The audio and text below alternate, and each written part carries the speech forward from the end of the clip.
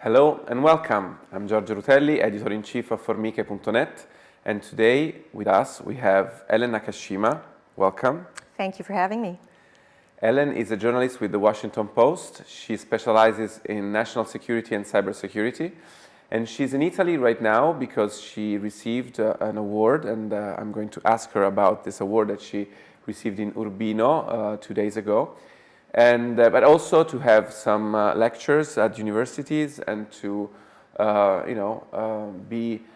meet, and she's been meeting with Italian figures and Italian personalities to discuss matters of national security and what's happening in the United States. And today with us we are going to talk about what's been happening, what's going to maybe happen in a year when the presidential election are scheduled, and we will talk about China, its efforts to interfere with national security in the United States, the relationship between China and the United States, which has changed for the worst in the past 4 or 5 years, and then also, in the end, maybe we can also talk about cybersecurity and threats also to Europe and to Italy in this sector, because Italy is somehow a little bit lacking in the awareness of what can happen during a cyber attack. And as Formiche, we try to keep the attention on this issue, which is a critical issue, and that sometimes is a little underestimated maybe in Italy. So again, welcome, and please let us know a little bit about the award that you received in Urbino and a little bit about your career, how you ended up focusing on national security and cybersecurity. Thank you, Giorgio. So I've been in Italy since Tuesday, really. Went to Urbino to receive an award for excellence in journalism, American journalism, given out by the city of Urbino, Centro Studi Americani, and the Legato Albani. It was a wonderful experience. Urbino is, as you know, a beautiful jewel of a Renaissance town in the Le Marche, and they've had this award since 2006. It's little known, I think, outside of Italy, but it's remarkable because this little town of 14,000 people has seen fit to come up with an award for excellence in journalism that it gives to an American journalist each year. And when I went to Urbino for the first time ever this week, I made some remarks in which I reflected on the remarkable history of Urbino, which at one point in time, back in the 15th century, was really the center of the Italian Renaissance. And part of its, the reason for its brief flourishing was its mastery of the technology of the time, that is, of weapons of war. And at the same time, I looked at the way the leader of Urbino, the first Duke of Urbino, Federico da Montefeltro, had used and managed this technology in a way that was, we should say, humanistic, like paying attention to the essere umano, and made sure that he used it in a way that was wise and had the interests of people at heart in the end. And it helped me reflect on my own career as a journalist covering national security in the years after 9/11, the attacks on the World Trade Center and the Pentagon in 2001. That really was the beginning of my career in national security. And it was also the beginning of a vast explosion in the use of technology in the United States to prevent another major attack on America, prevent another major terrorist attack.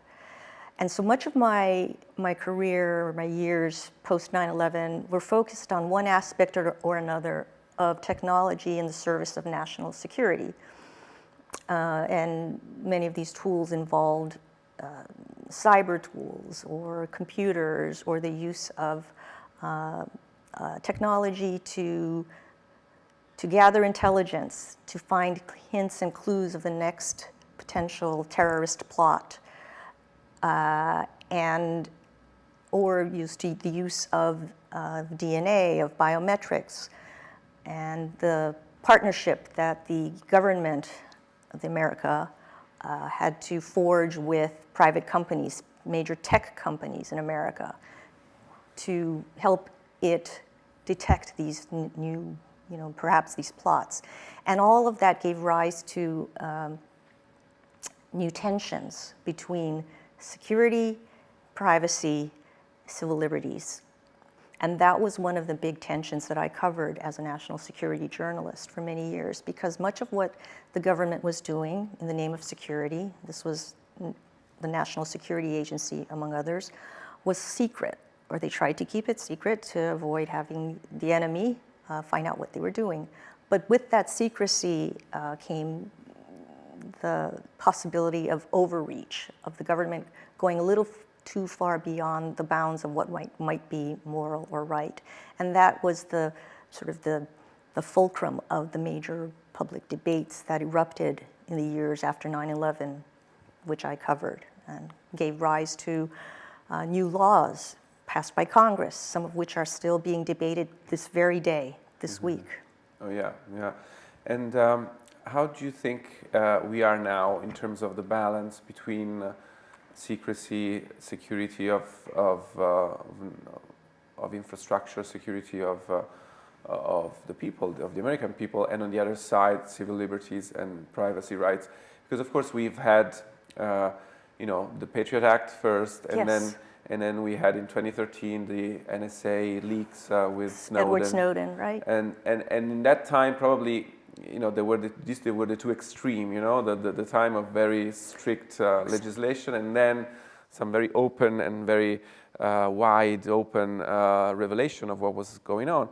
And now I think we are in, at a turning point in which, on one side, people are more aware of,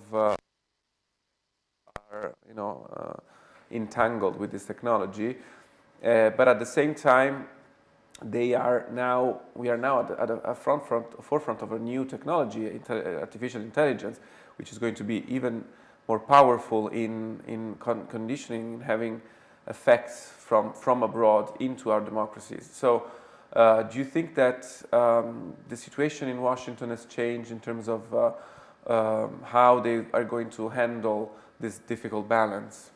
The pendulum on getting the right balance between privacy and security keeps, moving back and forth over the years, and especially after there's, a big major event, maybe another attack or something, then everything swings over to one side, and people want to clamp down, get tighter, batten down the hatches, and then as revelations emerge about the ways in which the government is using the technology, and sometimes it can be a little maybe surprising, the pendulum starts to swing back the other way. One thing, though, that the United States is quite familiar with now is major debates and controversy and leaks, and so we are working through that right now with the renewal of one of these major surveillance laws, where the civil liberties advocates are really trying to press hard to put even more controls on what, in this case, the FBI can do with some of the information it's collecting, while the government is saying, no, that's a little too, it's going to hamper our efforts to keep Americans safe against spies and hackers. And at the same time, as you noted, artificial intelligence is really coming into its own. And while I'm not covering that myself very closely, I have noticed that at least there's more awareness now of both the potential benefits of AI as well as the potential dangers or threats. And so the government has made outreach to the private sector, which is, after all, where all of these tools are being developed, to come up with voluntary sort of norms, standards of behavior, so that they can ensure that AI is used in wise and moral ways, going back to the same theme I touched on in Urbino. So I feel like there is a filo conduttore, a thread that goes from back then to today, right? It's in a universal theme, which is technology, as wonderful as it is, and it is wonderful and it brings us marvelous benefits, must always be used in the service of humankind. And I think there's also a responsibility and a need we have as journalists to try to look at all of these technologies and their uses with a dispassionate eye, not overhype their benefits or their threats or their downsides, because there's a danger in both. And I've seen that happen both with cybersecurity, and there's a lot of breathlessness too around AI.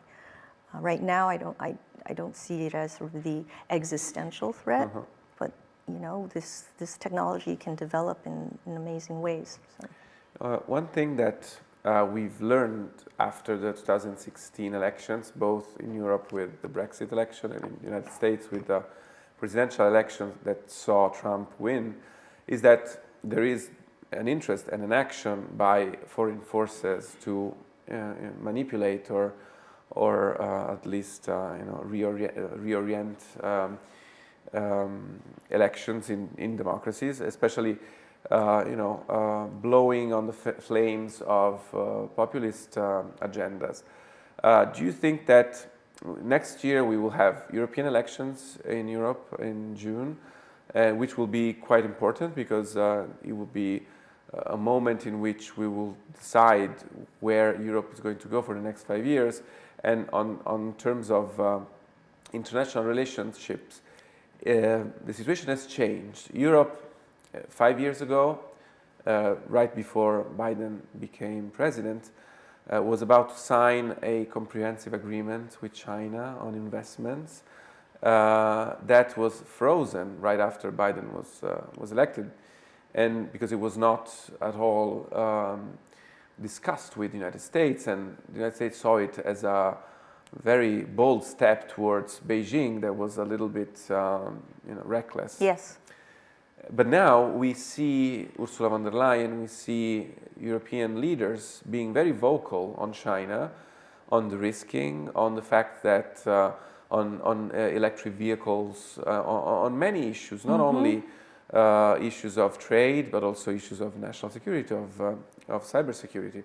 So European elections are going to be very important because now Europe has a different role in handling European foreign policy. It wasn't so strong 5 years ago.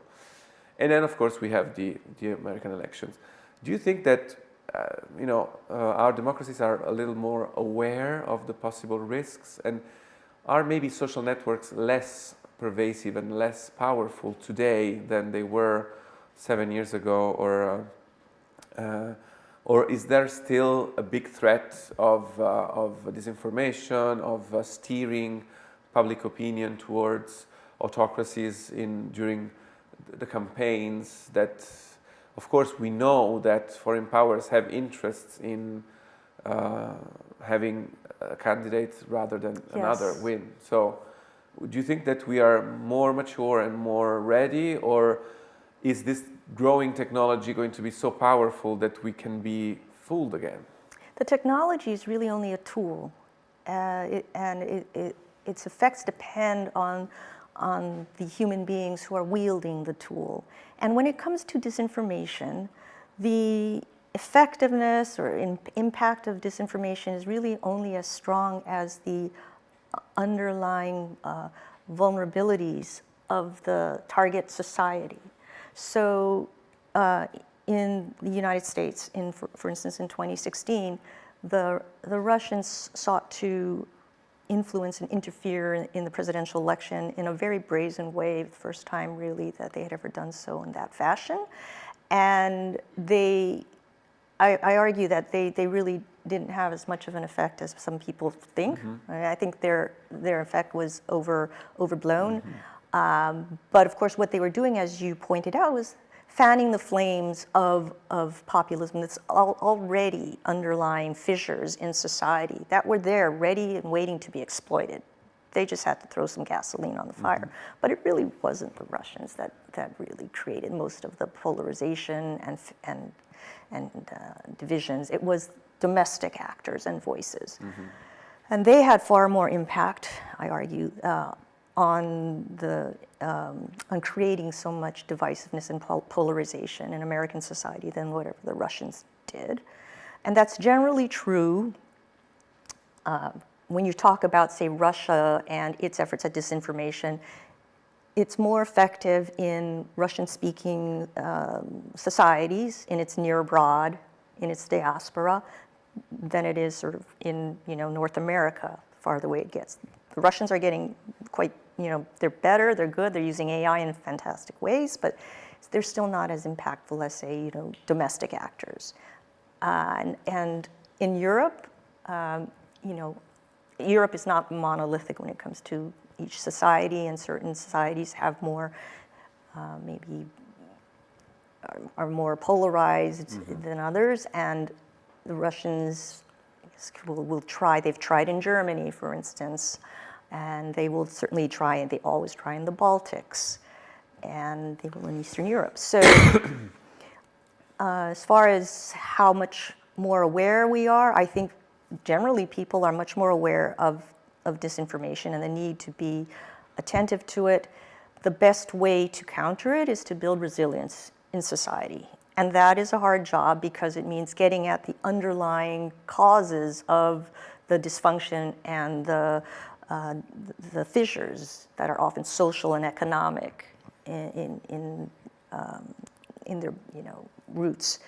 And so healing those cracks is the work of years and time and effort. And it's not easy and it's not sexy, but it's the best way and the only way really to build resilience.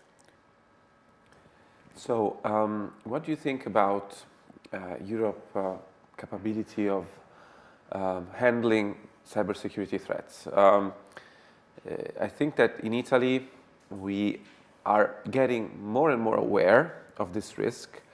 We're getting more and more aware of the importance of building resilience in this field.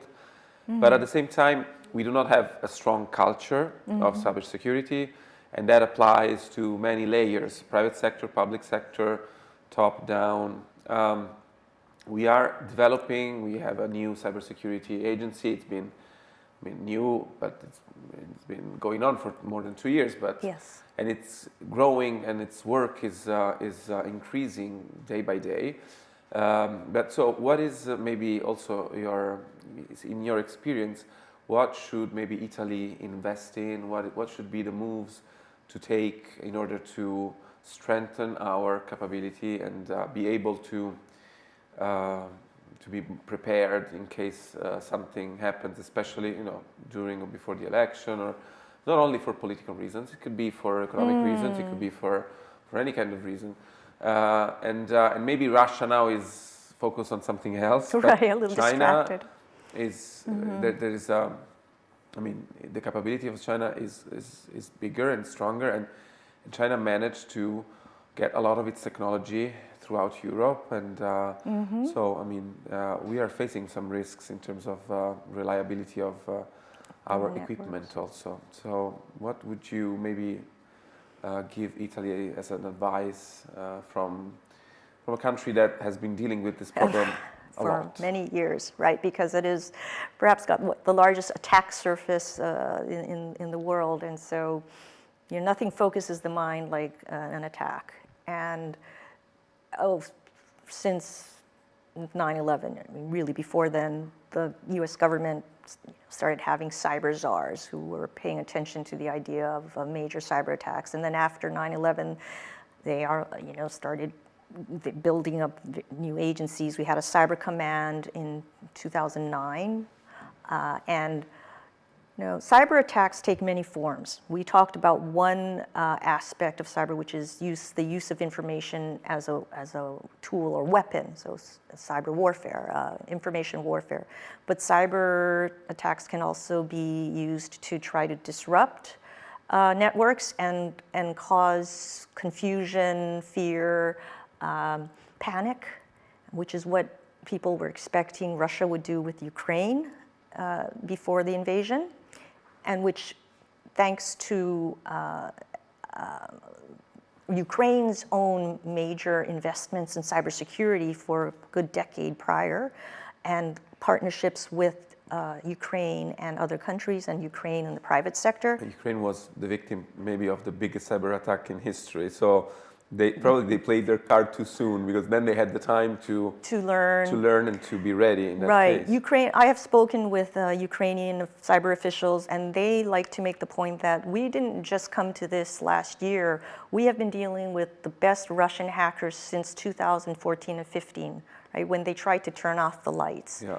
And so we have been dealing with this for a decade, and honing our skills, learning about how to keep our networks safe, learning about new malware. And then prior to the actual invasion, they worked very closely with the United States government and Cyber Command, which went in to Ukraine, to Kyiv, and helped them look inside critical networks to look for potential Russian malware that could be used to turn out the lights or shut down communications before the attack. And so even though Russia did try to do cyber attacks on Ukraine, Ukraine had the resilience to thwart major effects and damage. And that's what, that should be the goal of countries. The United States, people like to say the critical infrastructure is 85-90% is in private hands, right? So that means that it's up to private companies, their C-suites, their executives, to really understand that they need to invest in, pay attention to, and take seriously the need for cybersecurity. We saw what happens when that isn't as taken so seriously, or there are deficits when some Russian criminal ransomware gang got into Colonial Pipeline a few years ago. Yeah. And even though that was just a ransomware attack, and it only hit the administrative networks, not the actual pipeline controls, it still shut down. They had to shut down their pipeline because they feared it would get into the operational side. And it closed the pipeline for 5 days or something, maybe a week, and nearly brought the fuel provision to the East Coast, to much of the East Coast, to a halt. And it created such panic. That was the key. It was the panic that it created, that the President of the United States, had to take notice. And all of a sudden, ransomware was elevated to a national security issue, whereas before it had just been a criminal cyber issue. And you'll remember that President Biden raised it with Vladimir Putin at their summit in Geneva.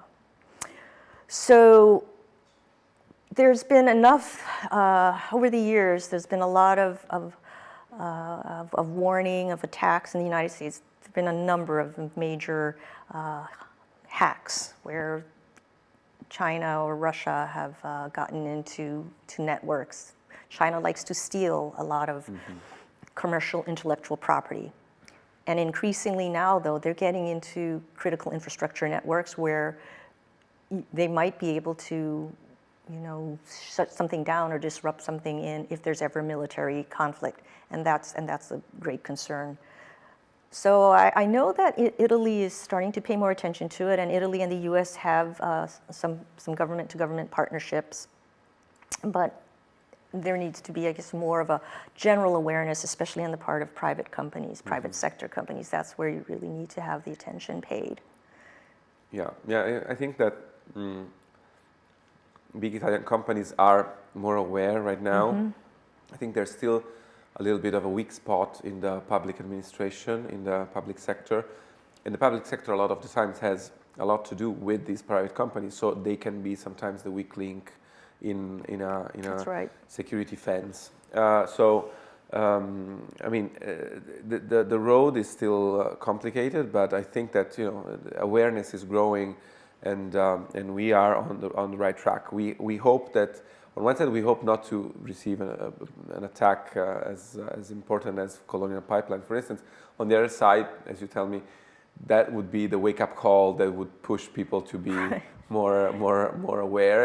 And so it's difficult to tell people about a threat that is not so actual and current, and yes, exactly. so yeah, it's not easy. So one last thing, China and U.S. relationship. Do you see a situation in which this Biden, Xi Jinping, or Trump, or whoever may win next year's election, find a way to de-escalate this tension, or you think this is a path that's been taken and it will take a generation to change? Because something that was a surprise for Europeans was seeing Joe Biden keeping the same policy towards China, actually tougher than Trump. So they thought that commercial war would stop, or that they would resume some kind of communication. Not that there's no communication, but a friendlier communication. Instead, of course, they saw Biden getting tougher and harsher on China. So in terms of this decade, do you see it going the same direction and towards more and more closure and more division between the two parties? Between China and the U.S.? States, yeah. I think the fundamental nature of the relationship now is one of competition, and will continue to be, in part because China sees it as its destiny to become a major, it sees itself as a great power. It wants to be a major military power. It's already, has the largest army and the largest navy in the world. It's got the largest air force in the Pacific, and it is pushing hard to project power.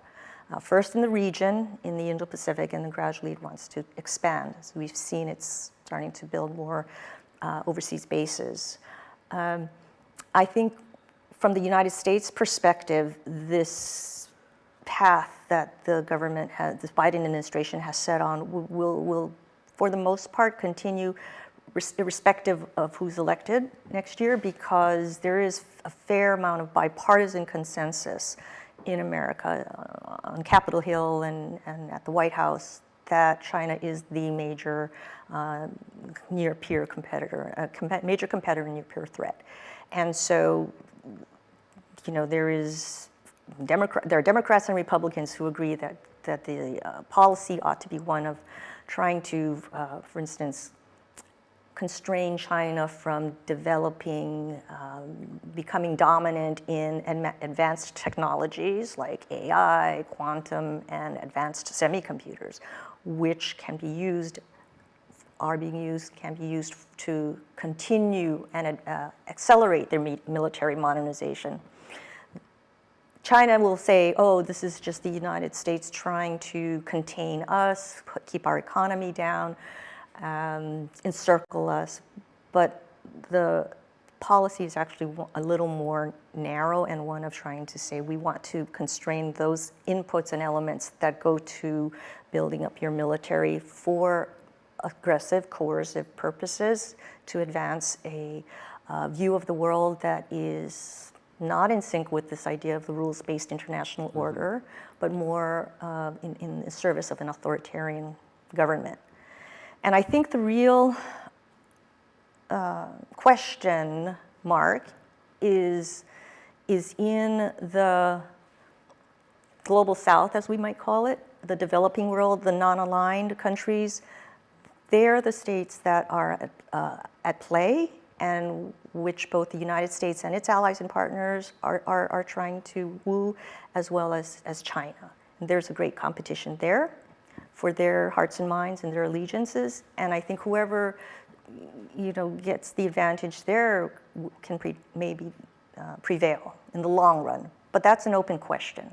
And India will be a big question mark there. Mm-hmm. Yeah. India is, of course, growing in terms of its relevance, and we know that there's no, lost love between India and China. But at the same time, India wants to keep its independence. It wants to keep its strategic, also its military relationship with Russia, because of course there's a lot of its army that is doesn't want to continue in that direction, but it's forced to keep that relationship for now.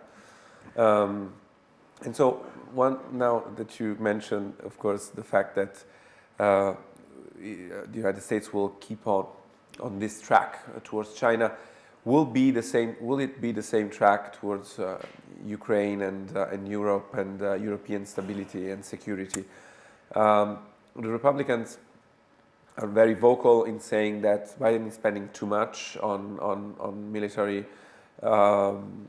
spending, or some elements of the Republican Party, right? Some elements, but in general they say, okay, we should support Ukraine, but you're putting other stuff in these bills that is exceeding the narrow path towards Ukraine, and it's going to other expenses, and we are inflating the debt, and this is unsustainable. So they put it on an economic, not moral or geopolitical stance. Do you think that this will continue, of course, until the election, because this is a big issue of contention between the two parties, but then afterwards will realpolitik prevail, and will the United States continue to support Ukraine as they have done until now, because they know that if Ukraine falls, then they will have to deal with the consequences of that at some point? I don't have a crystal ball, and I think that is one of the big questions right now that people want to see an answer to. It is not clear whether, as we speak, what is this, Thursday, Friday? What is today? Friday. We could know in a few hours whether the U.S. government will have to shut down over, among other things, funding for Ukraine. So, and it's really, I think, a minority of the Republican Party that is holding out on that issue, along with other issues like immigration and the border, and taxes and the debt generally. But it's hard to know whether the public sentiment in America will be sustained going into next year as this war drags on, which it will. I don't know if there will become a sense of fatigue of having to continually open the purse strings to help Ukraine. It depends in part, I suppose, on the state of the economy. Fortunately, right now, we've avoided a recession. Inflation is going down, but if there's a shutdown and it lasts for a while, things could turn. So a lot does depend on the economy. And as always, they say, it's the economy, stupid. And we're going into an election year, so. James Carville is still current, even 30 years later. Ellen Nakashima, thank you so much for being with us. And thank you to our viewers and our readers in Formiche.net. Thank you to Utopia Studios that have hosted us. And I'll see you at our next interview. Thank you.